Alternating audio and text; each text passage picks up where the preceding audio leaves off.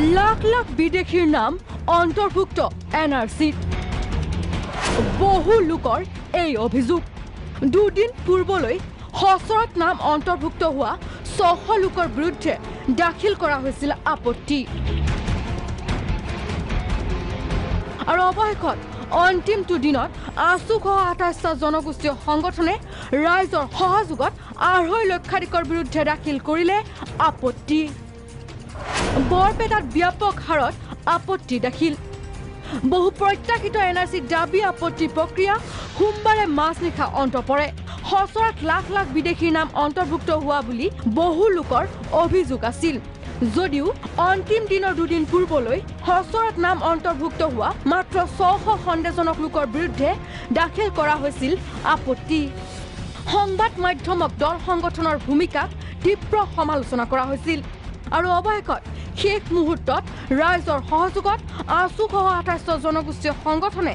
হচৰত নাম অন্তৰ্ভুক্ত হোৱা 2.5 লক্ষাধিকৰ বিৰুদ্ধে দাখিল কৰা হ'ল আপত্তি বিদেশীৰ নাম সোমাইছে আৰু উচ্চতম ন্যায়ালয়েও 10% পুনৰ পৰীক্ষণৰ কাৰণে তেওঁলোকে ব্যৱস্থা গ্ৰহণ কৰিছে অৰ্থাৎ বিদেশীৰ নাম অন্তৰ্ভুক্ত হোৱাটো এটা নিশ্চিত আৰু 15টা দিন সমগ্ৰ অসমৰ ৰাইজে পালে আৰু সেই সময়তো ৰাইজে এই দিন অত্যন্ত কম আছিল সেই সময়ছোৱাত আমি ছাত্ৰ সন্থা 30 জনগোষ্ঠীয় সংগঠনে ৰাইজৰ প্ৰতি আমি আহ্বান জনাইছিলোঁ বিভিন্ন প্ৰান্তত আমি তেওঁলোকক মবিলাইজ কৰি মানুহক বদ্ধভাৱে 2,60,000 প্ৰায় 3 লক্ষৰ ওচৰা-ওচৰি আপত্তি তেওঁলোকে পত্ৰ পূৰণ কৰিছে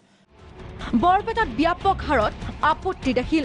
70,000 লোকৰ বিৰুদ্ধে বৰপেটাত দাখিল কৰা হয় আপত্তি কাৰণ বৰপেটা জিলাত আজি 70,000ৰো অধিক আপত্তি দাখিল প্ৰায় 70-75,000 মান পৰিছে এটো কিন্তু যথেষ্ট নহয় আমি বৰপেটাবাসী ৰাইজে আশা কৰিছিলে যে প্ৰায় 2 লাখ মান মানে অবজেকশন পৰিব ইপিনে বুধবাৰৰ পৰা আৰম্ভ NRCত নাম অন্যান্য শুধৰণি প্ৰক্ৰিয়া 31 জানুৱাৰী পৰ্যন্ত চলিব এই প্ৰক্ৰিয়া